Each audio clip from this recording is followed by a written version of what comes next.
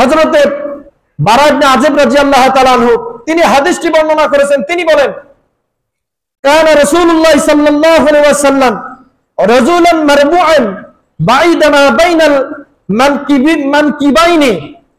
হযরতে বারা ইবনে আযিব রাদিয়াল্লাহু তাআলা আনহু তিনি বলেন যে নবী করিম সাল্লাল্লাহু আলাইহি ওয়াসাল্লাম এমন একজন ব্যক্তি ছিলেন, তিনি ছিলেন মধ্যম আকৃতির ব্যক্তি এবং তার দুই কাঁধের যে মধ্যবর্তী যে অংশটা আছে এইটা অত্যন্ত চওড়া ছিল এবং লম্বা ছিল। বলি সুবহানাল্লাহ। দুই কাঁধের মধ্যবর্তী যে জায়গা এটা ভাইরা চওড়া ছিল আল্লাহর পয়গম্বরের।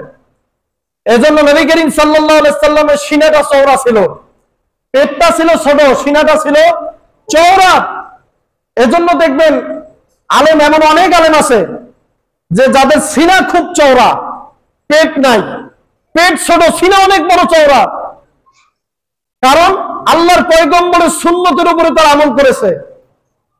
আল্লাহর পয়গম্বরের সুন্নতের উপরে আমল করার কারণে আল্লাহর পয়গম্বর যে আল্লাহ পাক তাকে যে রকমের শরীর দান করেছেন, আল্লাহ পাক ওই রকমের শরীর, ওই রকমের বক্ষ অনেক আলেমদেরকে আল্লাহ পাক দিয়েছিলেন।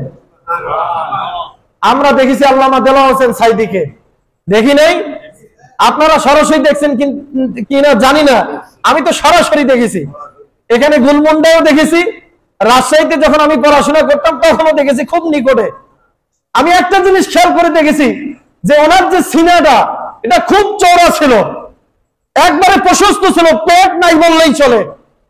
আল্লাহর পয়গম্বরের সিনা মোবারক ওই রকমের ছিল ভাইরা। আল্লাহর পয়গম্বরের দুই কাঁধের মধ্যবর্তী জায়গাটা স্থান এই রকমের প্রশস্ত ছিল।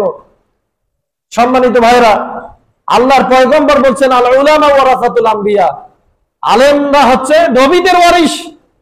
নবীদের ওয়ারিস, নবীরা কোনো দিনার রেখে যান না, কোনো ধন সম্পদ রেখে যান না, নবীরা রেখে যান এলেম। নবীরা রেখে যান এলেম। এই এলেমের ধারক বাহক হচ্ছেন আলেমরা, যার কারণে আল্লাহ পাক নবীর যে অবয়ব সেটা আলেমদের ভিতরে দিয়ে থাকেন।